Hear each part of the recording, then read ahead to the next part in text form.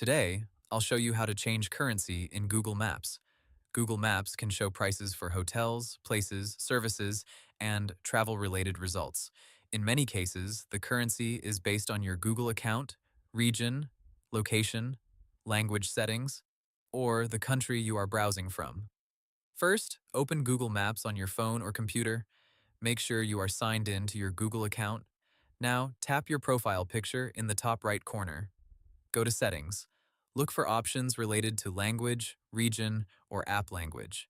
Google Maps does not always have a direct currency button, so changing your region or language settings may affect how prices are displayed. If you are using Google Maps in a browser, open your Google account settings. Go to Personal Info, then check your country, language, and payments profile if available. You can also check your Google Travel or Google Hotels settings because hotel prices may use currency preferences connected to Google Travel Search. If you are searching for hotels in Google Maps, open the hotel results and look for a currency selector near the price filters or booking section.